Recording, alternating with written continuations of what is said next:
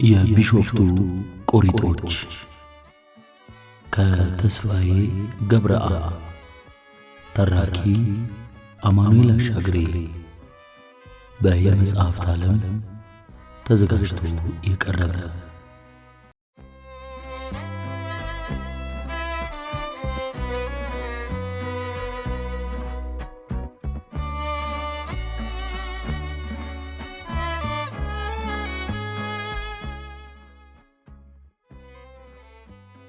ከየት ጀምሬ ልንገራችሁ ሲል ጠየቀ ጩልሌ። ከየአቅጣጫው ምላሽ ጎረፈለት። ከመጀመሪያው ያየኸውን ሁሉ ተናገር። ጸጥታ ሆነ። እንደገና የጩልሌ ድምፅም ጸጥታው ላይ ነገሰ። እንግዲህ እኔ ከብቶቹን ሳግዱዬ በረት ካስገባችሁ በኋላ ቶሎ አልተኛም። ለንግሥቲቷ የእግር ውሃ ሙቄ እግር አጠብኩ። እግር ሳጥብ ደግሞ ብዙ ቆየሁ። ምክንያቱም ንግሥቲቱ አላምረውን ተቆጣቸው። ባለፈው ሳምንት ስለት የገባው 400 ዶሮዎችና 80 ሙክቶች ናቸው እንዲህ ስትለው፣ እሱ ደግሞ የተረከብኩት እንደሱ አይደለም ሲል በመሃል ንግሥቲቱ ተቆጣች።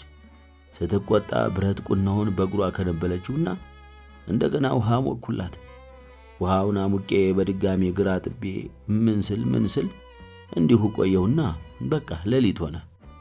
ሰዓቱን ባላውቀውም ልተኛ አልኩና ግን ከመተኛቴ በፊት ልፈትን ብዬ ወደ ደጅ ወጣሁና ደንገጎ ስር እየፈተንኩ ሳለ በቃ ደግሞ ቀን ቁልቋል በልቼ ስለነበር እምቢ አለኝ። ግን ደግሞ የበለስ ቁልቋል ነበር የበላሁት። እንዴት እምቢ አለኝ ብዬ ሳምጥ ቆየሁ። አዳራሹ በአንድ አፍታ በጩኸት ተሞላ። አንተ ቅርቃራም ስለ ቅርቃር ወዲያ ተውና ስለ አዱኛ ተናገር።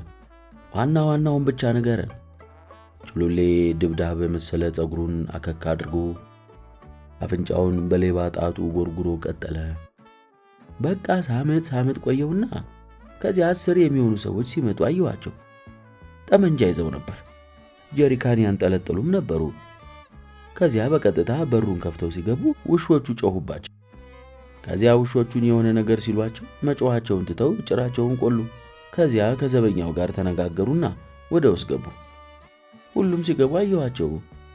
እኔ ደግሞ ድንገት ከተጠራው ብዬ ቶሎ ሱሬን አጥልቄ በሬ ላይ ቆምኩ። ገና ስገባ በሩ ስር ቆሞ የነበረ አንዱ ያዘኝና ምንም እንዳተነፍስ አለኝ። እኔ ምን አገባኝ አልኩና ስገባ አዱኛን አየሁት። አዱኛን ሳየው ልጮህ ነበር፣ ደንግጬ ማለት ነው። ከዚያ አፌን በሁለት እጆቼ ያዝኩት። በጣም ያስደነገጠኝ ግን ከአዱኛ ጋር የነበሩት ሰዎች ናቸው።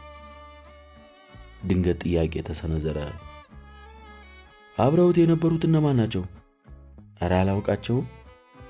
የዚሁ የጋራ ብሩ ኮበሌዎች ናቸው ሲባል ሰምተናል። እንዴት አታውቃቸውም ታዲያ? ጩልሌ መዋሸቱን እየታወቀበት ተንተባተበ። እንጃ ብቻ ከጀርባ ሳያቸው ፈርቼ ነበር። አታስጨንቁት እናንተ ሲል ሌላ ድምፅ ተሰማ። ቀጥል ጩልሌ። ከአዱኛ ጋር የነበሩ ሰዎች ንግሥቲቱን አላምረውንና ከአዲስ አበባ የመጡትን ወፍራም ነጋዴ በገመድ ሲያስሩ ስመለከት በጣም ደነገጥኩ። ከዚያ በኋላ አዱኛ ጩልሌ ቁጭ በል አለኝ። ደንግጬ ስለነበር በቃ ኩርሲው ላይ ቁጭ አልኩ። ዘበኛው ጋሽ ዳምጤ ደግሞ ጠጉ ላይ ቆመው ፊታቸውን በሁለት እጃቸው ሸፍነው ነበር። አዱኛ ታዲያ ጋሽ ዳምጤ አረፍ ይበሉ፣ የሚያስለቅሰዎት ነገር የለም አላቸው። እሳቸውም አዱኛ እባክህ ለጋራ ብሩ ሰዎች እንዘንላቸው፣ ንግሥቲቱ ላይ ክፉ ካደረግ የቢሾፍቱ ጌታ ድፍን ጋራ ብሩን በአንድ አዳር ትል ያደርገዋል አሉት። አዱኛ ታዲያ ጮክ ብሎ ሳቀ። ስቆ ቆሪጥ ውሸታምና ፈሪ ነው አላቸው። የመደነቅ ስሜት ያዘለ አንዳች ድምፅ ተደመጠ። ጋሽ ዳምጤ ማልቀሳቸውን ሲቀጥሉ ግን አዱኛ ዝም አላቸው። ከዚያ አብረውት የመጡት 3 ኮበሌዎች የንግሥቲቱን ያላምረውንና የእንግዳ ውዶችን ወደ ኋላ አስረው ጠፍረው ካሰሯቸው በኋላ ሶስቱም በተርታ አግዳሚው ላይ እንዲቀመጡ አድርጎ አዱኛ ከፊት ለፊታቸው ኩርሲ ላይ ተቀምጦ እንጮሃለን ብትሉ ግንባራችሁን በጥይት አፈርሰዋለሁ ብሎ አስጠነቀቃቸው። ከዚያም ንግሥቲቱን ሸረሪቴ በይ እስኪ እናውራ አላት። ምንድነው የምናወራው አለችው። ስለ ገደልሻቸው ሰዎች ንገሪኝ። እኔ ሰው አልገደልኩም አለች። የግሬደር ኦፐሬተሩን ማን ነው የገደለው? አላውቅም። እስር ቤት የነበረውን ነፍሰ ገዳይስ ማን ነው መርዞ የገደለው? አላውቅም። ቀጣፊ መሆንሽማ የታወቀ ነው። በያሁን ለፈጸምሽው ወንጀል ሁሉ ቅጣትሽን የምትቀበይበት ጊዜ ደርሷልና ኑዛዜ ካለሽ ልቀበልሽ አላት። ይህን ጊዜ ንግሥቲቱ የታሰረችበትን ገመድ ለማስለቀቅ ተወራጨች። ከዚያም አጓራች። ዓይኖቿ እሳት መሰሉ። እኔ ፈራሁ። ጋሽ ዳምጤም መሬት ላይ ተንበረከኩ። አዱኛ ግን ሲጋራውን ለኩሶ ጮክ ብሎ ሳቀ። ንግሥቲቱ ታዲያ ከንፈሯን በጥርሷ እየነከሰች አዱኛ ላይ ስታጉረጠርጥ እኔ በጣም ፈርቼ ወጥቼ ልሄድ ስል ጭሉሌው ቁጭ በል አለኝ አዱኛ። ተመልሼ ቁጭ አልኩ። ከዚያ አዱኛ እስኪ ወደ ሸረሪትነት ተለወጭና እንይሽ አላት ንግሥቲቱን። ዝም ስትለው ጊዜ ወይም ደግሞ ልብሽ ውስጥ ድምፁን አጥፍቶ የተቀመጠውን ሰይጣን ጥቂት እንዲያነጋግረኝ ንገሪው አላት። በስሜት ተፈንቅሎ የወጣ የኮበሌዎች ፉከራና ቀረርቶም ተደመጠ። አዱኛ ጀግናው ሸረሪት ቦቅቧቄ ቆሪጥ ቆረጥራቴ ጭሉሌ ቀጥል እባክህ፣ አራት አቋርጠው፣ ጸጥታ ጸጥታ። ጭሉሌ ትረካውን ቀጠለ። ከዚያም እሺ ቆሪጥን በኋላ አነጋግረዋለሁ፣ አሁን አንቺ ወደ ሸረሪትነት ተለወጭና እንይሽ አላት። ንግሥቲቱ ግን ዝም ብላ ስታፈጥበት ጊዜ ቀጣፊ ነሽ መቼም፣ የጋራ ብሩ ሰው ያታለልሽ መስሎሽ ነው። ሸረሪት ሆናለሁ ወደ እባብነት እለወጣለሁ ስትይ ኖርሽው። ጋራ ብሩ የተንኮል ዱላሽን ፈርቶ እያወቀ ያላወቀ መስሎ ታገሰሽ እንጂ ከሃዲ ቀጣፊና ነፍሰ ገዳይ መሆንሽን አሳምሮ ነው የሚያውቀው። ይሁን እንጂ ጭሉሌ ሊቀጥል አልቻለም። እንደ ነጎድጓድ የሚያስገመግም ድንገተኛ የጭብጨባ ድምፅ እንደ ከባድ በረዶ ወረደ። ጋብ ሲል ጠብቆ ቀጠለ ጭሉሌ። ከዚህ በኋላ አላምረው የዛሬውን ይቅር በለን፣ የምትፈልገውን ሁሉ እንክሳለን፣ ዓለምሸት እንዲፈታ ጭምር እናደርጋለን አለው። ይህን ጊዜ አዱኛ አላምረውን ቅርምቡስና አንተ መቼም ጊዜ ሲመችህ አንበሳ፣ ጊዜ ሲከዳህ ድመት መሆንን ታውቅበታለህ አለውና በዚያው ቀጠለና ደግሞ እስኪ መቤት አቅቷታልና አንተ ደግሞ ወንድ ሸረሪቱን አሳየን ሲለው አዱኛ ጋር የነበሩ ኮበሌዎች ሁሉ አንድ ላይ ሳቁበት። እኔና ጋሽ ዳምጤ ግን አልሳቅንም። ይህን ጊዜ የገደል ግቡ ጠጪዎች በህብረት ሳቁ። ሳቁ ጋብ ሲል ጭሉሌ ቀጠለ። ከዚያም አዱኛ አላምረውን እውነቱን የምትነግረኝ ከሆነ በሳት ተቃጥሎ ከመሞት ትድናለህ አለው። ይህን ጊዜ አላምረው እኔ እውነቱን ሁሉ ልነግር ዝግጁ ነኝ አለ። እንዲህ ሲል ንግሥቲቱ ዞር ብላ ፈጠጠችበት። አዱኛም በልተናገር፣ ሸረሪቷ ላይ የግድያ ሙከራ ያደረገውን ሰው ማን የቀጠረው? በቅርቡ እስር ቤት ውስጥ መርዞ የገደለውስ ማን ነው ሲል ጠየቀው። ከዚያም ጋሻ አላምረው ሊናገር ፈለገና አፉ ተኮላተፈበት። ልክ እንደ ዱዳ ሆነ። ይህን ጊዜ አዱኛ ንግሥቲቱ ላይ አፈጠጠባት። እንዳይናገር በመተትሽ አሰርሽው አንቺ ክፉ አውሬ አላት። ቀጠለና የጋራ ብሩን ሕዝብ ግብር አስገባ እያልሽ ጥሪቱን ሁሉ ስትገፊ የኖርሽው አንሶሽ በሽብር እንቅልፍ የምትነሺው ምን ቢበድልሽ ነው አንቺ? በዚህ ሁሉ ጭካኔሽ መነሻ ፍጹም ሊገባኝ አልቻለም። እስኪ ንገሪኝ ሲላት አይኖቿን እያጉረጠረጠችበት ጋራ ብሮቹ ከልብ በመነጨ ፍቅር በፍላጎታቸው ስለት ያገቡልኛል እንጂ እኔ አላስገደድኳቸውም። አንተ እንደምትለው አይደለም። ጋራ ብሮቹ ተበደልን አላሉም፣ ይወዱኛል፣ ይፈልጉኛል አለችው። አዳራሹ በጩኸት ተናጋ። ቁጣዎች ፈሉ። እቺ ቀጣፊ፣ የሰው መሽገር፣ የሌባ አይነ ደረቅ አሉ። የቁጣው እርግማን ዘንቦ ሲያበቃ ጭሉሌ ካቋረጠበት ቀጠለ። ከዚያም በኋላ ይሁን እንጂ ከጠጪዎች መሃል አንዱ የተንሰቀሰቀ ማልቀስ በመጀመሩ ጭሉሌ ትረካው ሳይቀጥል ቀረ። በዚህ አጋጣሚ ወይዘሪት ዘነቡ ጉግሳ የጠጅ ቤት ባለቤት እንደመሆኗ ጣልቃ ለመግባት ተገደደች። ወዳጄ ምንድነው የሚያነፋርቅህ? ስትል በሹል ድምፅ ጠየቀችው። እየተንሰቀሰቀ ማልቀስ የጀመረው ጠጪ ካቀረቀረበት ቀና አለ። አይኖቹ ቀልተው ፊቱ በእንባ እንደታጠበ ለቀረበለት ጥያቄ መልስ ሰጠ። እስከ ዛሬ ድረስ ሸረሪቷ ከዚህ ደህና ምስኪን ገበሬ ጓዳ የበዘበዘችውን ሳስበው ልቤ ተነካ። እንባዬን ማቆም አልቻልኩም። ይህንም ብሎ በእጁ ፊቱን ሲዳብስ ጠጪዎቹ ከግራና ከቀኝ ያዋክቡት ገቡ። ልቤ ተነካ? እቺ ናትና ጨዋታ። በቀበሌ ሊቀመንበርነት ልትወዳደር አስበህ እንዳይሆን ብቻ። ይሄ ጠጅ ቤት እንጂ ለቅሶ ቤት አይደለም። አንተ ባካችሁ እንስማበት። ጩልሌ ቀጥል ባክህ፣ ቀጠለ ጩልሌ። ከዚያ በኋላ ንግስቲቱ እንዲህ በገመድ የጠፈርከን ምን ልታደርገን ነው ስትል ጠየቀችው። አዱኛም ጋዝ አርከፍክፌ አነዳጅዋለሁ አላት። እሷም ያሻህን ያህል ገንዘብ እንስጥህና እኛን ተወን፣ እኛን በመግደል ምንም ጥቅም አታገኝም ስትለው እንዳልሽውም በእርግጥ ገንዘብ ኃይል ነው፣ አንዳንድ ጊዜ ግን ተራ ወረቀት ይሆናል አላት። ከባድ ጭብጨባ እንደ ሐምሌ ዶፍ ዘነበ። የጭብጨባው ዶፍም ፈጥኖ ሊገታ ሳይችል ቀረ።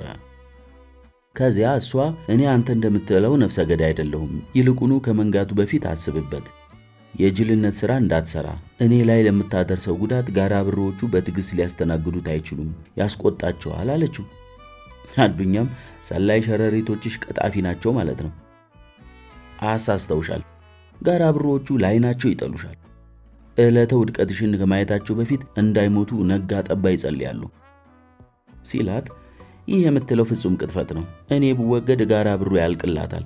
የቢሾፍቱ ንጉሥ አንተን ጨምሮ ድፍን ጋራ ብሩን ወደ ትልነት ይቀይረዋል አለችው። ይህን ጊዜ አዱኛ ሰዓቱን አየና ከዚያም ከአዲስ አበባ ወደ መጣው እንግዳ ዞር ብሎ ለመሆኑ አንተ ምንድነህ አለው። እሱም ነጋዴ ነኝ፣ በአጋጣሚ ነው እዚህ የመጣሁት፣ እባክህ ከዚህ ቅሌት አድነኝ፣ ክብሬ ይነካል ሲል አለቀሰ።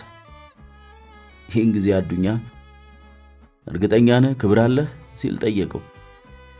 እሱ ግን መልስ ሳይሰጥ ዝም ብሎ ማልቀሱን ቀጠለ። ከዚያ በኋላ ከኮበሌዎቹ አንዱ በዕጣን ማጤሻ ሰዓት ይዞ ሲገባ ሸረሪቷ እሪታዋን ቀጠለች። ሆኖም ወዲያው ሌላ ኮበሌ ጠርሙስ ከኪሱ አውጥቶ ጠበል ነው መሰለኝ እጁ ላይ ቀነሰና ፊቷ ላይ ሲረጫት እሪታዋ በአንድ ጊዜ ጸጥ አለ። አዱኛም ፈጠን በል ድኙን ጨምረው ሲል በዕጣን ማጤሻ ሰዓት ውስጥ የያዘውን ኮበሌ ያዘዘው። ከዚያም ንግስቲቱን በያሁን ጥሪው ጌታሽን ሲል ጮኸባት። እሷም እዚህ የለም ደብረ ብርሃን ሄዷል አለች። አዱኛ ጮክ ብሎ ሳቀና አታጭበርበሪ፣ ልብሽ ውስጥ አድፍጦ መደበቁን አውቃለሁ፣ ማታለሉን ትቶ እንዲያነጋግረኝ ንገሪው ሲላት የቢሾፍቱ ንጉሥ እዚህ የለም እኔን አናግረኝ ብላ ተለማመጠችው። ይህን ጊዜ አዱኛ ድኙን ጨምርና እንደቅንባት ባክህ አለው። ኮበሌውንም አዘዘው። በዚህ ጊዜ ኮበሌው ድኙን ጨመረና ጢስ ሲውለቀለቅ ማጤሻውን ንግስቲቱ ስር ደቀነው። ይህን ጊዜ በልተናገር አንተ አስመሳይ ከሲ ብሎ ሲጮህ በንግስቲቷ ድምፅ ፈንታ ሌላ ወፍራም ድምፅ እዚህ ያሉትን ሁሉ አስወጣቸውና ብቻህን አነጋግረኝ ብሎ ሲናገረው እኔ በፍርሃት ተንቀጠቀጥኩ። ልክ ወባ እንደያዘው ሰው ሆንን። ከዚያ በኋላ ጆሮዬ ፍጹም መስማት አልቻለም፣ ግን አይኔ ሁሉንም ማየት ይችል ነበር። የአዱኛና የንግስቲቱ ከንፈሮች ሲነቃነቅ ብመለከትም በጆሮዬ የሚሰማኝ ጸጥ ያለና ጭው የሚል ድምፅ ብቻ ነበር። ከዚያ በቃ ቆይቶ ኮበሌዎቹ ሸረሪቷን አላምረውንና እንግዳውን ይዘው ሲወጡ እኔም አብሬ ወጣሁ። አዳራሹ ላይ ጋዝ አርከፍክፈው እሳት ሲለኩሱ ሁሉ ጆሮዬ ፈጽሞ አይሰማም። ከዚያ እሳቱ ሲነድ እና አዱኛ ሶስቱንም ይዘዋቸው ወደ ዋርካው ሲሄዱ ተከትያቸው ሄድኩ። ኮበሌዎቹ ሸረሪቷን ዋርካው ላይ በገመድ ጠፍረው ካሰሯት በኋላ አዱኛ አላምረውና እንግዳውን አንዳች ነገር ሲናገራቸው ከወገባቸው ዝቅ ዝቅ እያሉ አመስግነውት እየተቻኮሉ ሄዱ። ከዚያ አዱኛ እኔን የሆነ ነገር ተናግሮኝ ከኮበሌዎቹ ጋር ወደ ቢሾፍቱ ገደል ወረደ።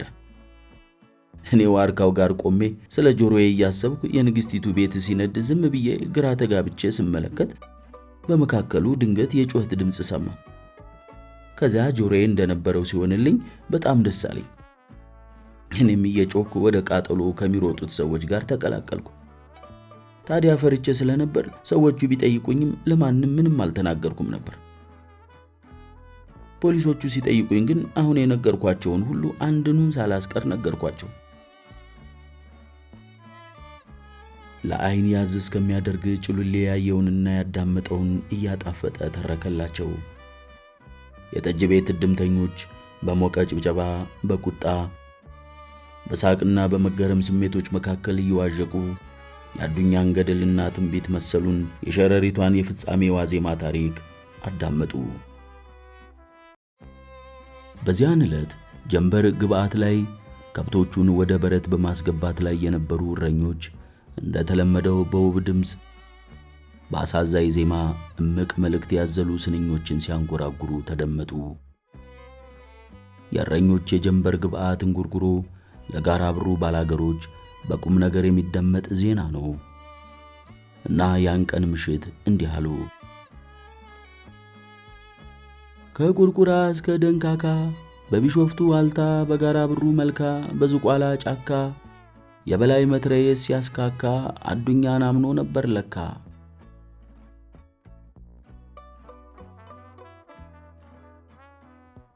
ምዕራፍ 14 ዓለምሸት ከእስር ቤት እንዳያመልጥ ወረዳ አስተዳዳሪው ምትኩ ያቀረበው ሐሳብ በአራርሶ በኩል ለዓለምሸት ከቀረበ ከአንድ ሳምንት በኋላ ዓለምሸት በግል አስተያየቱን በወረቀት አስፍሮ መልሶ በአራርሶ በኩል ለአርመናዊ ዮሴፍ ላከው።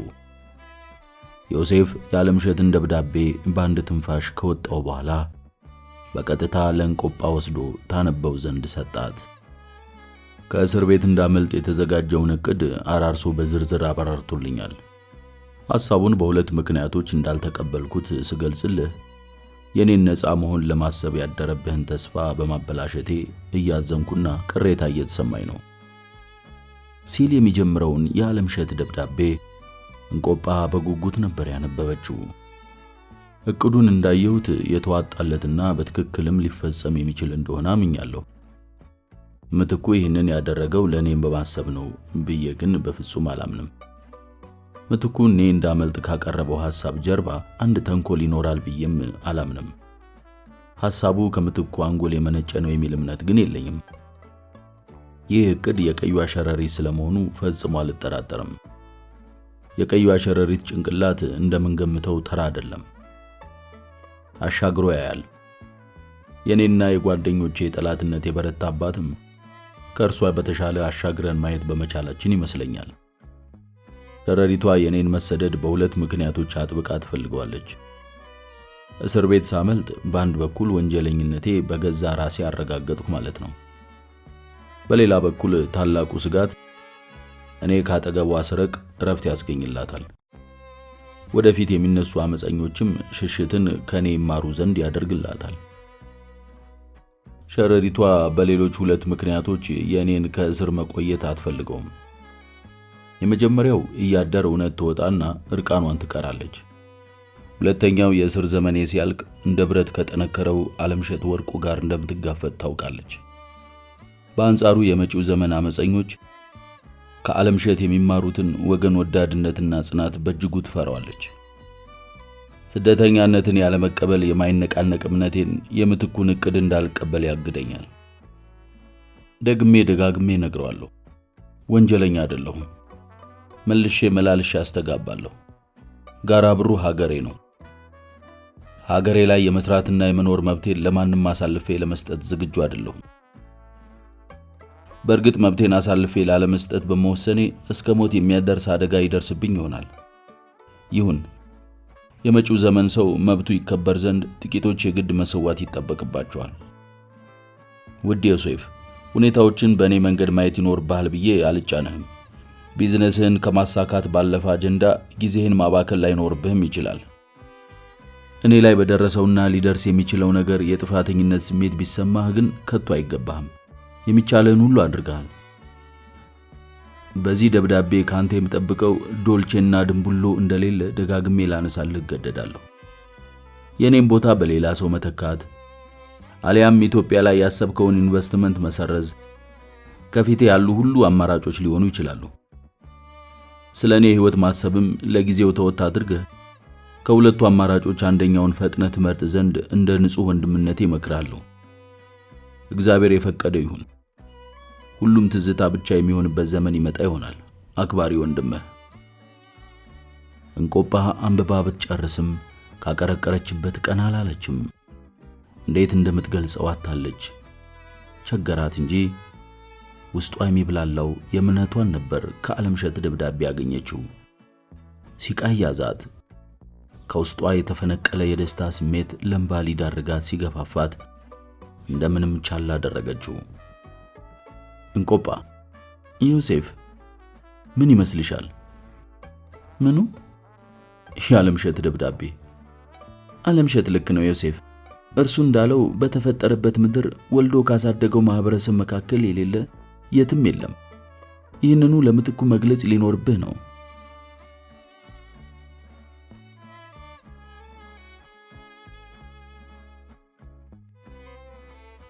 ወረዳ አስተዳዳሪው ዲስኩሩን ቀጥሏል። ዓለምሸት ወርቁ በግል ጥቅም ግጭት ግለሰቦች ላይ የግድያ ሙከራ ማድረጉ እየተረጋገጠ ይገኛል። አዱኛ የተባለው ግብረ አበሩ እጁን ለሕግ ለመስጠት አለመፍቀዱ፣ ያም ሳይበቃው የግድያ ሙከራ የተፈጸመባትን ሴት መልሶ ለመግደል ሌሊት መጥቶ የእሳት አደጋ መልቀቁ፣ በእስር ላይ የነበረው ቅጥር ነፍሰ ገዳይ ባልደረባቸው ሚስጥር እንዳያወጣ በማለት እስር ቤት ውስጥ እንዳለ ባሳዛኝ ሁኔታ መግደላቸው የመሳሰሉት ለወንጀል ድርጊታቸው እማኝ የሚሆኑ ናቸው። ይሄ ሰውዬ ስለ ዓለምሸት ለዮሴፍ የነገረው በቅንነት ሊሆን አይችልም አለች እንቆጳ። አራርሶ ወደ ጆሮዋ ጠጋ ብሎ ሹክ አላት። እጅግ አስመሳይ ነው ሲል አስተያየቱን ሰጣት።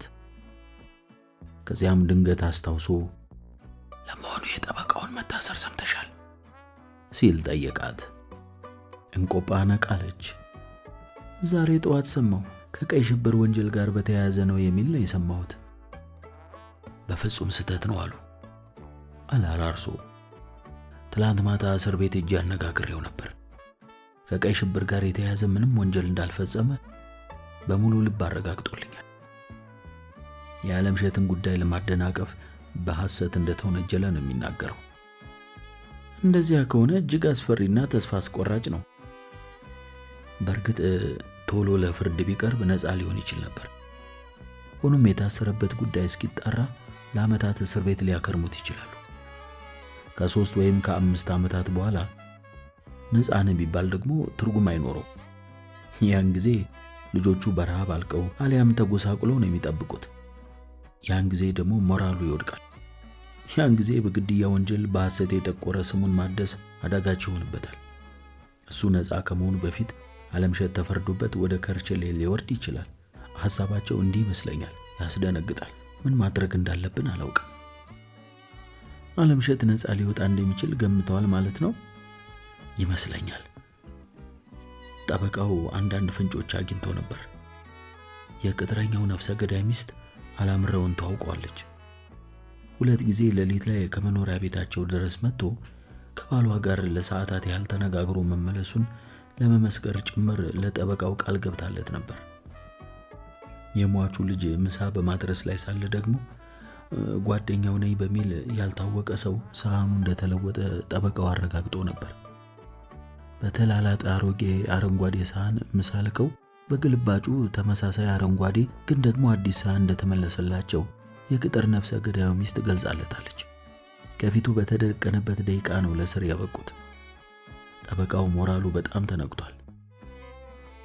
ሙያዬን የማከብር ሰው ነኝ፣ ሀቅ እንዲወጣም አጥብቄ እመኛለሁ። ይሁን እንጂ የደንበኞቼን ሀቅ ለማግኘት ስል ልጆቼንና ሚስቴን ለችግር ለመሰዋት ለጊዜው ዝግጁ አይደለሁም። ስለኔ ጉዳይ አጥብቀህ እንድታስብ እማጸናለሁ አለኝ በመጨረሻ። አራርሶ አስፈሪ ነው። አሁን ስለ ቆሪጦቹ የነበረው ግንዛቤ የተሳሳተ ነበር። የቆሪጦቹ መዋቅር ከምንገምተው በላይ ጠንካራና ሰፊ ሊሆን እንደሚችል እየተገነዘብኩ ነው። ምንድነው ማድረግ ያለብን? አላውቅም እንቆቤ። ጠበቃውን ማዳን ብንችል መልካም ነበር። ለጊዜው 2 ነገሮችን ማድረግ አለብን። ምን? ከዮሴፍ ጋር ተመካክረን ጠበቃው በገንዘብ ኃይል በዋስ እንዲለቀቅ መሞከር። ሌላው ደግሞ ጠበቃው ላይ የተፈጸመውን ግፍ የጋራ ብሩ ገበሬዎች፣ የሰብአዊ መብት ድርጅቶችና ጋዜጠኞች ሁሉ እንዲያውቁት ማድረግ። ጋራ ብሮቹ ቢያውቁት ምን ይፈይዳሉ? እውነቱን እየተረዱ ይቆያሉ እንቆባ። ወረዳ አስተዳዳሪው ዲስኩሩን ቀጥሏል። አዱኛ ለማ የተባለው ሽፍታ በአስቸኳይ በቁጥጥር ስር መዋል አለበት። ለዚህ ደግሞ የእናንተ ትብብር ወሳኝ ነው። አዱኛ ለማ ያገኛችሁትን ዲሞክራሲያዊና ሰብአዊ መብት እንዲሁም ሰላማችሁን ለመንጠቅ የተነሳ ጸረ ሕዝብ ነው። በግል ግጭት ተነሳስቶ አንዲትን ግለሰብ ከነንግዶቿ በሰዓት የማጋየት ሙከራ አድርጓል። ይሄ አደገኛ ወንጀል ነው። አዱኛ ወንጀለኛ ነው። ወንጀለኛን የደበቀ ደግሞ ያው ወንጀለኛ ነው። ስለ ወንጀለኛው የሌለና የተጋነነ የጀብዱ ወሬ የሚያወሩትን ልታጋልጧቸው ይገባል። ምትኩ ሮባ ጠረጴዛውን እየደበደበ መደስኮሩን ቀጥሏል። ጋራ ብሮቹ በጸጥታ ማዳመጣቸውን ቀጥለዋል።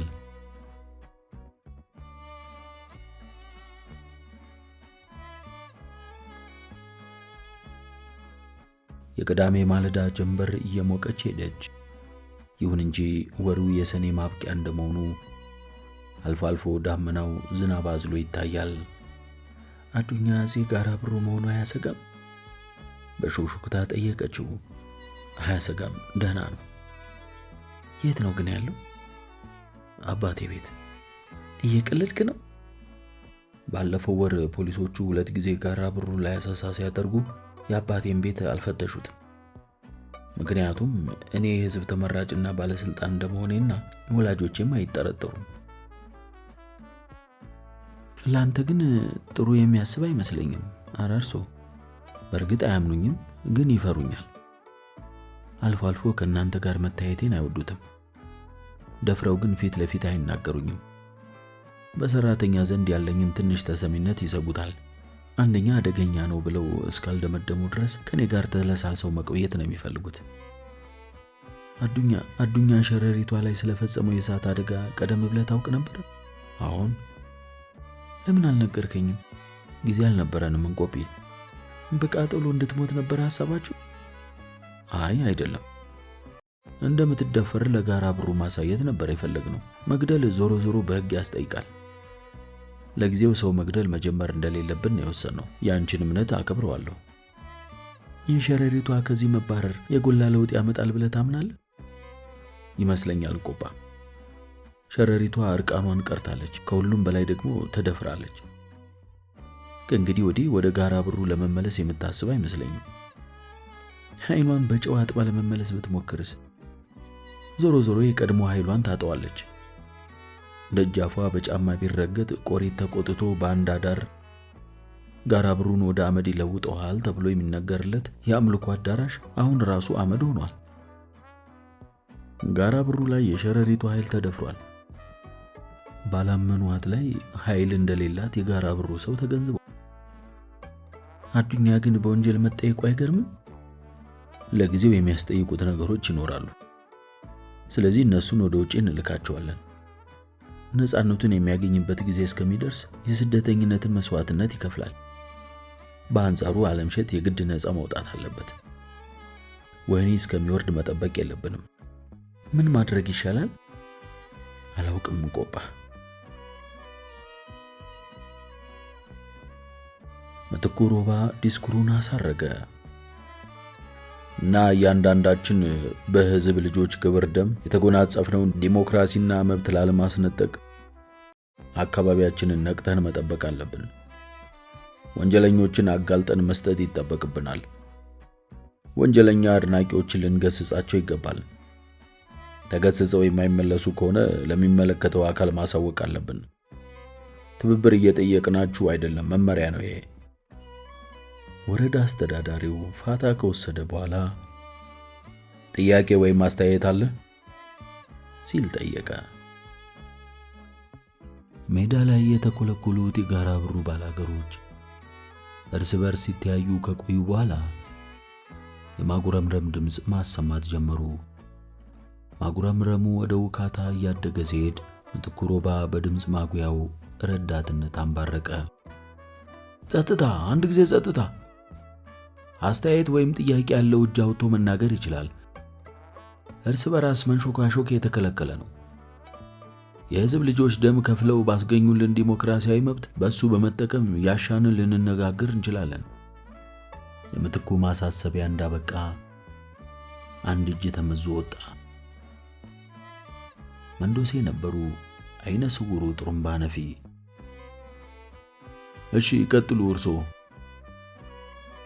ሽማግሌው ጥሩምባ ነፊ ከተቀመጡበት ብድግ አሉ። በግራ እጃቸው የዕድሜ ኩያ ጥሩምባቸውን እንደጨበጡ ነበር። መንዶሴ አይኑ እንደሚያይለት ሰው ግራና ቀኛቸውን ግልመጥ አደረጉ። በእርግጥ አይኖቻቸው ቢታወሩም የአእምሮና የልብ ብርሃን ባለጸጋ መሆናቸው ይታመናል። በጋራ ብሩ ባላገሮች ዘንድ ወንድሞቼና እህቶቼ ግርማ ሞገስ ባለው ደማቅ ድምፃቸው መናገር ጀመሩ። መቼም ዲሞክራሲ አለና ተናገሩ ብሎናል ያ ወረዳችን መሪ። ሁላችሁም እንደምታውቁት ግን እኔ ዲሞክራሲ ቢኖርም ባይኖርም እናገራለሁ። ድንገተኛ ሳቅ አስተጋባ። ወረዳ አስተዳዳሪው ግንባሩ ጭምደድ አደረገው። እንቆጳና አራርሶ ሹክሹክታቸውን ትተው ጆሮአቸውን ለዓይነ ስውሩ ጥሩምባ ነፊ አዋሱ።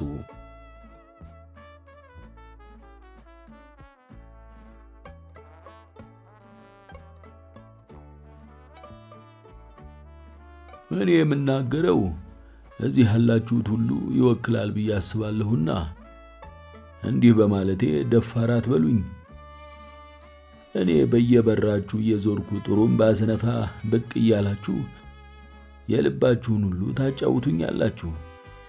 በመንገድ ስንተላለፍም እንዲሁ የዋዛ የልባችሁን ጣል ማድረጋችሁ የኖረ ነውና ከእናንተ የሰማሁትን በአእምሮዬ አቀባብዬ አቀነባብሬ የራሴን ባናቱ አክዬ እንድናገር ፍቀዱልኝ። እንደገና ከፍተኛ ሳቅና ውካታ ጋር ጭብጨባው ተከተለ። ጭብጨባው ተቀላቅሎ ተሰማ።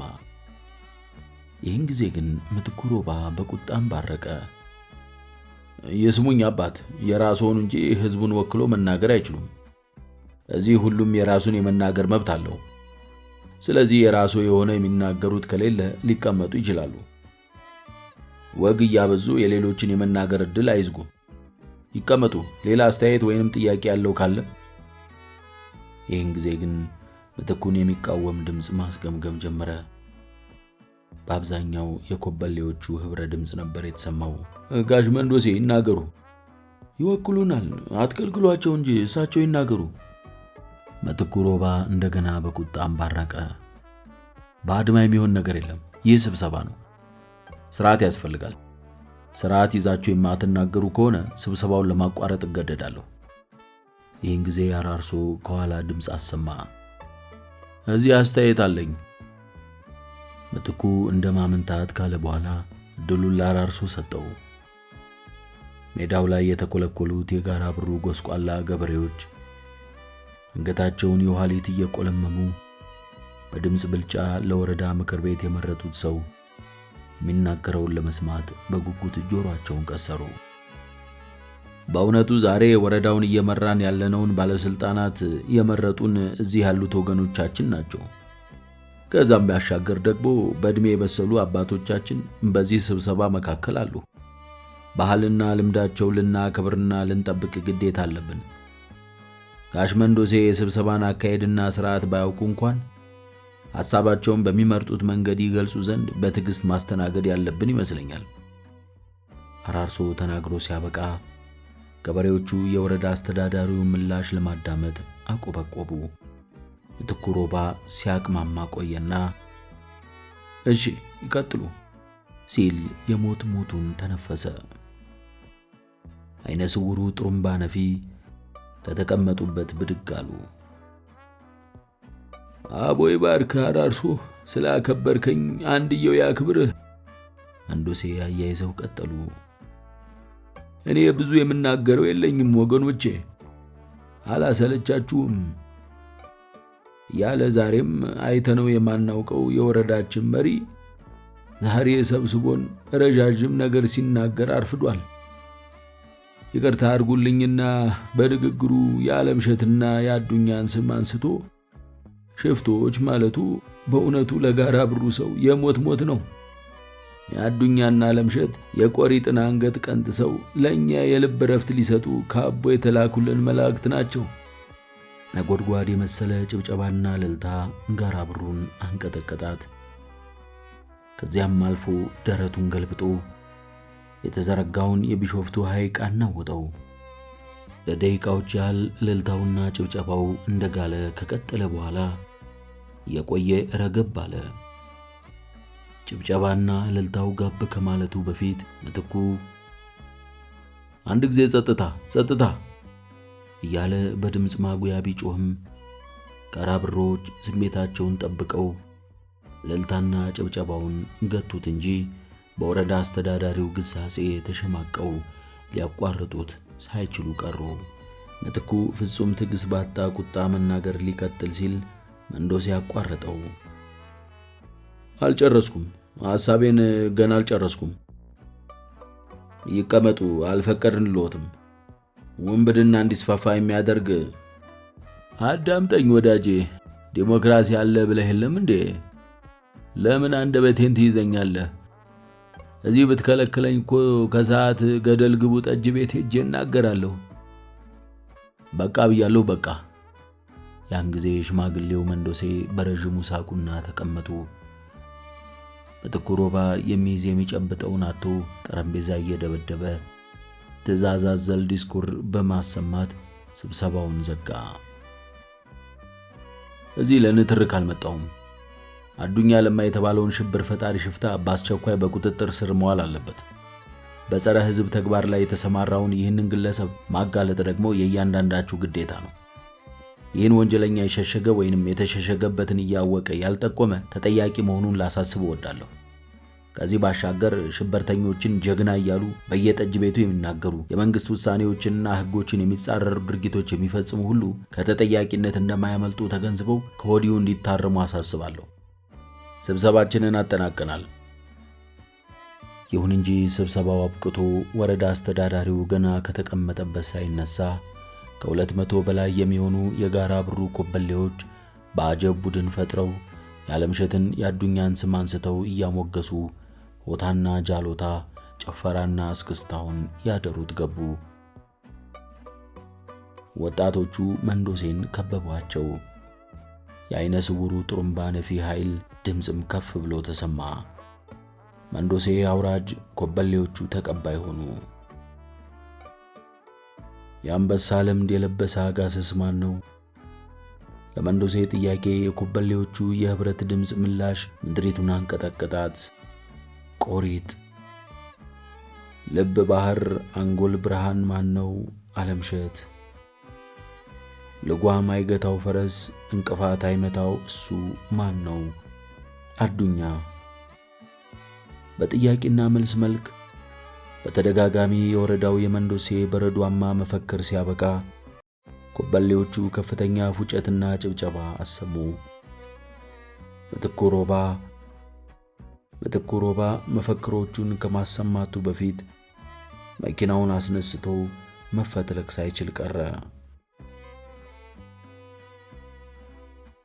በዚያን ዕለት ጋራ ብሩ ትዕግስት አታውላ ትዕግስት አታመሸች። ምሽቱንም ገደል ግቡ ጠጅ ቤት ከምንጊዜውም በላይ በጠጪዎች ተጨናነቀ። ወሬው በአብዛኛው ዓለምሸትና አዱኛን የተመለከተ ነበር። መንዶሴ ብርሌያቸውን ደጋግመው ቁጭ ብድግ ካደረጉ በኋላ የጋራ ብሩ ሰው ከሃዲ ነው ሲሉ በጅምላ ወቀሱ። አዎን፣ ደግሜ እናገራለሁ፣ ከሃዲዎች ነን። ዓለምሸት ለምን እንደታሰረ ሁላችንም እናውቃለን። ለኛ ሲል ለእስር እንደበቃ የማያውቅ ሰው እዚህ አለ? ግን ምን አደረግንለት? ይሄው ብርሌ አንቀን ጀግና ነበረ፣ እውነተኛ ነበረ፣ ባይታሰር ኖሮ ጋራ ብሩ ያልፍላት ነበር እያልን ከማንጎራጎር አልፈን ምን አደረግን? ወይስ እንዴት ነው ነገሩ?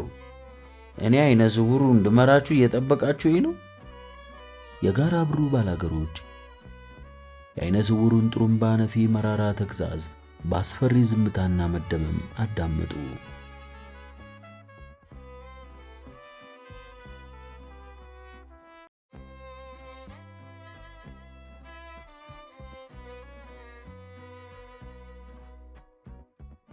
የጎፋ እናት ጎፋ የት ነው ያለው? ከንጉሱ በቀኝ በኩል ተቀምጧል።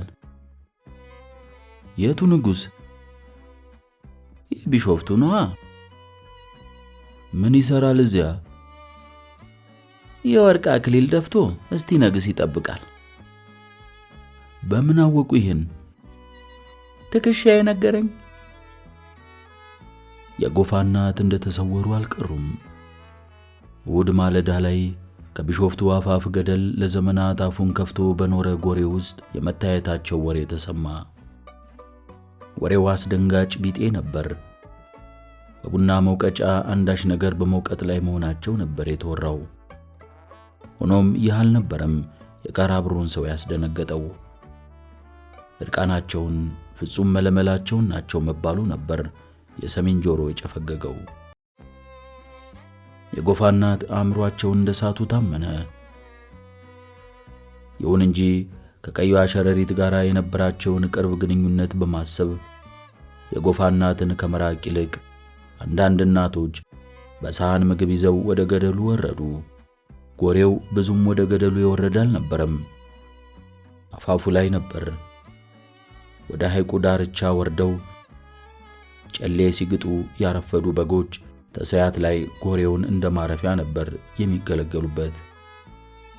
ረፋዱ ላይ የጎፋ እናትን ጎብኝተው የተመለሱ የጋራ ብሩ እናቶች የጠላ ሻጯን ማበድ ይፋ አደረጉት። እንደተለመዱት እብዶች የጎፋ እናት ኃይለኝነት ባይታይባቸውም ሲናገሩ እንደሚቀላቅሉ አወጉ። እንዲያውም አንዳንድ ምስጢሮች እንደሚገልጹና የአቦን ስም እንደሚያነሱ ሲሰማ ጋራ ብሩ በወሬ ጉጉት ተቃጠለ። የጎፋ እናት ምንም እንኳ መለመላቸውም ቢሆኑ ጠባያቸውን እንዳልለወጡና ሰው እንደማይተናኮሉ በመታወቁ ከሰዓት በኋላ የጋራ ብሩ አዋቂዎች ሰብሰብ እያሉ ወደ ገደሉ በመሄድ የጎፋ እናትን መጎብኘት ያዙ። ፀሐይ ማዘግዘግ ስትጀምር አራርሶ እንቆጳ ዘንድ ወደ ፋብሪካው ቅጽር ግቢ ብቅ አለ። ስለ ጎፋ እናት ሰማሽ? ሲል ጠየቃት። አሁን እየነገሩኝ ነበር እኮ። ሳምንቱ ሙሉ እዚያው ነበሩ ማለት ነው? አይመስለኝም። ዛሬ ነው የታዩት። ትላንት ጎሬው ውስጥ እንዳልነበሩ እረኞች አረጋግጠውልኛል። ለመጨረሻ ጊዜ የታዩት የቃጠሎ ዕለት መሆኑ ነው የሚነገረው። 10 ቀን ሙሉ ታዲያ የት የቆዩ ይመስልሃል? አላውቅም። ለምን አናያቸውም? እንቆጳ መነታች። ከተቻለ እንደውም ይዘናቸው እንመጣለን። ተነሺ። አንዳንድ መረጃዎችንም ሊሰጡን ይችሉ ይሆናል። ምናልባት አንቺን በተሻለ ስሜት ሊያወሩሽም ይችላሉ። ልብስ አልለበሱም ነው የተባለው? አዎ። ታዲያ የሆነ ጨርቅ ሊያዛ። ከግማሽ ሰዓት በኋላ አራርሶና እንቆጳ በሁለት የጋራ ብሩ ኮበሌዎች ታጅበው የጎፋ እናት አሉ ወደ ተባለበት ጎሬ ደረሱ። የቡና ሙቀጫ ውስጥ አንዳች ነገር በብረት ዘነዘና የሚወቅቱትን ሴት ስትመለከት እንቆጳ እንደ መንቀጥቀጥ አደረጋት። እርቃናቸውን ናቸው። እንትናቸው ብብታቸው ዙሪያ በዝንብ ሰራዊት ተወሯል። የተጨማደደ ጥቁር ቆዳቸው አጥንታቸው ላይ እንደ ሸረሪት ድር ተጠምጥሞ ጣረ ሞት አስመስሏቸዋል። ጡቶቻቸው እንደ ተቃጠለ ላስቲክ ተጨረማምተው ደረታቸው ላይ ተለጥፈዋል። እንቆጳ በዚያች ቅጽበት ራሷን በጎፋ እናት ውስጥ አየች። የሰው ልጅ ጉዞ፣ ወጣትነትና እርጅና፣ ሕይወትና ሞት። ሕሊናዋ ስለ ውበት ታብራራ ዘንድ እየጠየቃት ነበር። አራርሶ ሊያናግራቸው ሞከረ። እንደምን ዋሉ የጎፋ እናት? በጎ ነኝ። ድምፃቸው ከሩቅ ስፍራ የሚመጣ ያህል ነበር። መውቀጣቸውን ላፍታ እንኳን ባለመግታታቸውና ቀና ባለማለታቸው አራርሶና እንቆጳ ተያዩ። ጠጋ ብሎ ሹክ አላት። በደመ ነፍስ ነው የሚናገሩት።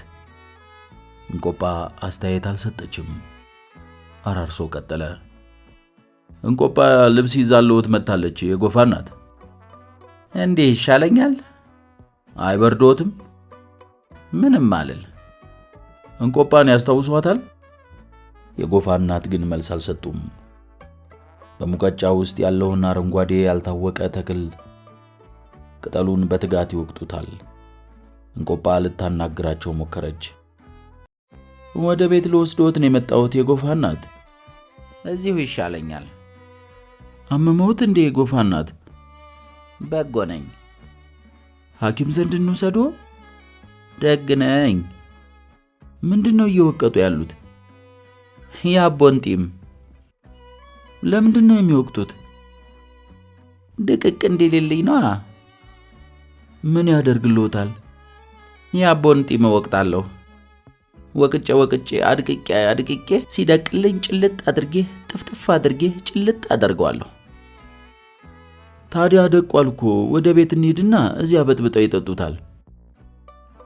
አንቺ ዝም ብለሽ ውቀጪ፣ ሲደቅ እኔ እነግርሻለሁ ነው ያሉኝ። ማን? አቦ። የት ተገናኝታችሁ ከአቦ ጋር? እዚሁ መጥተው ነበር። መቼ? የአቦ ዕለት ነው የመጡት። የኔን ጢም 40 ቀን ወቅጥሽ። የት ተገናኛችሁ ከአቦ ጋር? እዚሁ መጥተው ነበር። መቼ? የአቦ ዕለት ነው የመጡት። የኔን ጢም 40 ቀን ወቅጠሽ 40 ቀን ከተጣሽ ይቅርልሻለሁ ብለውኛል። አቦን አስቀይመዋቸዋል እንዴ የጎፋ እናት? ኧረ እኔቴ እሱ ንጉሡ እንጂ እኔ ምን በወጣኝ። እንቆጳ ጥያቄዋን ስትገታ አራርሶ ቀጠለ። ከንጉሡ ጋር ተገናኝታችሁ ነበር እንዴ? ዛሬ ከነጋ አላየሁትም። ትናንት ነው ያገኙት? አይደለም። መቼ ነው ያዩት ታዲያ? ስትበልቶ ተሄደ ወዲህ ባይና አላየሁትም። ልጆ ጎፋ የት ነው ያለው? ጎፋ ልጄ? እሱማ ከንጉሡ በቀኝ በኩል ተቀምጧል። እስከ ግንባሩ የሚደርስ የወርቅ ቆብ ለብሶ እንዳማረበት አለ። ለማረጉ ሲባልም የቀኝ እግሩ ወልቆለት እንደ ንጉሡ ሆኗል። ታዩ እንቆጳና አራርሶ። ባይኗ ቀጥላለችው። ፌላቤላን የገደላት ማን ነው የጎፋ እናት? አልሞተችም እሷ። ካልሞተች ታዲያ የት ናት? ተኝታለች። የት ነው የተኛችው? ከንግሥቲቱ ዙፋን በታች ጋደም ብላለች። ሾፌሩስ? እሱ የንጉሡ የነፋስ ሰረገላ ይነዳል። የት? ከንጉሡ ቤተ መንግሥት። የሁሉቃ የበኩር ልጅስ የት ነው ያለው? እሱ ንጉሡ ግቢ ከብቶች እያገደ ነው። የት? ቢሾፍቱ። ስልታቸውን ሳይለውጡ ወቀጣቸውን ቀጠሉ። አራርሶ ስጋት ቢጤ ሽው እያለበት እንቆጳን ቀጥይ በሚል መልኩ ጠየቃት። ለግማሽ ሰዓት ያህል እየተቀባበሉ ሲጠይቋቸው ከቆዩ በኋላ እንቆጳ እንደገና ወቀጣውን አቁመው ልብስ ይለብሱ ዘንድ ታግባባቸው ጀመር። ምሳ በልተዋል? አራበኝም። ትንሽ ለምን አይቀምሱም? መልስ ሳይሰጡ ወቀጣቸውን ቀጠሉ። ብርድ ነው፣ ይችን ልብስ ይልበሷት የጎፋ እናት። መልስ ሳይሰጡ ቀሩ። የጎፋ እናት ወቀጣቸውን ቀጠሉ። ወደ ቤት ልንወስዶ ነው። እዚሁ ይሻለኛል። አራርሶ እንሄድ በሚል ጠቆማት። ተያይዘው ጎሬውን ለቀው ከወጡ በኋላ ምን ይሻላል አለችው። ምን እናድርግ? ከዚህ ከተውናቸው ጅብ ሊበላቸው ይችላል። በመሰረቱ እስከ ዛሬ የት ነበሩ? ለምን አናስገድዳቸውም? ባይሆን የዛሬን እናያቸውና ነገ ለፖሊስ እናመለክታለን። ፖሊስ ምን ሊያደርግ ይችላል? ከተማ ውስጥ ብዙ የአእምሮ ህመምተኞች አሉ። የጎፋ እናት የቀይ ሸረሪት ወንጀለኞችን ለማጋለጥ ምስክር ሊሆኑ ይችላሉ። ቢመሰክሩም ተቀባይነት አይኖራቸውም። ሊኖረውም ይችላል እንቆጲ አላት ትክ ብሎ እያያት። አሁን አንድ አስደናቂ መረጃ እንደሰጠን አልተረዳሽም? ምን? የፊላቤል አስከሬን ያለበትን ቦታ ጠቁመውናል። የት? አለች ግራ በመጋባት። ከንግሥቲቱ ዙፋን በታች ነው ያሉት። አንቺ እንዴት ነው የገባሽ? የፊላቤል አስከሬን ሸረሪቷ የቆሪጥን መንፈስ ከምታስተናግድበት መደብ ስር እንደተቀበረ ነው የገባኝ። እንቆጳ ተከዛለች። ሊሆንም ላይሆንም ይችላል። አእምሯቸው ትክክል አይደለም። ብዙ ነገር ነው የዘባረቁት። ለጥቂት ደቂቃዎች በየፊናቸው ዝም አሉ። እና ምን ይሻላል ትላለህ? ለዛሬ ጅብ እንዳይተናኮላቸው ጠባቂ እናድርግ።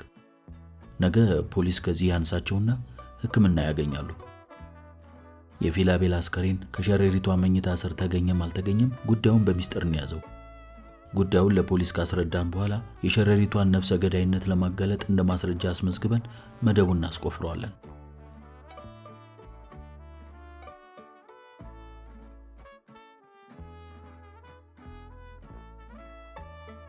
የጋራ ብሩ ሰዎች የጎፋ እናት መጎብኘታቸውን ቀጥለዋል። የጎፋ እናት ልጁ ጎፋ የት ነው ያለው?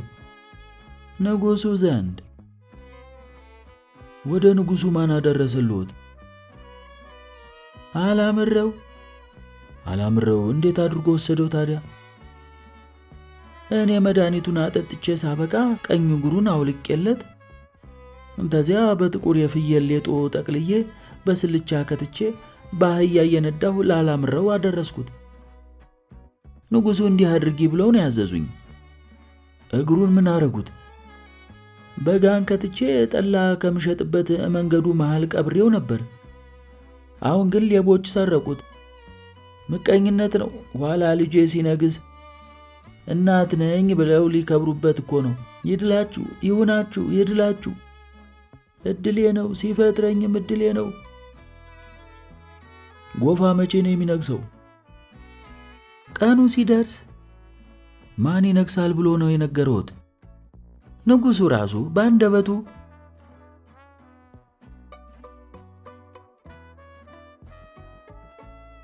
የጎፋ እናትን አነጋግረው ሲመለሱ ደብረ ዘይት ሄደው ምሳ በሉ። ከዓለምሸት ጋር ግንኙነታችሁ እንዴት ነው እንቆጴ? ማለት? እሱ በጣም ነው የሚያፈቅርሽ። እንቆጳ መልስ ለመስጠት ዘገየች። በሐሳቧ ኩሬ ውስጥ እየዋኘች መሆኑን ሲረዳ መልስ ትሰጠው ዘንድ ግፊት አደረገ። አንቺ አታፈቅሪውም?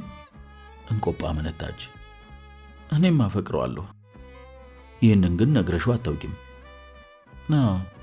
ለምን? እንጃ። ድንገት ሀብታም ሲሆን ጊዜ ፈራሁት።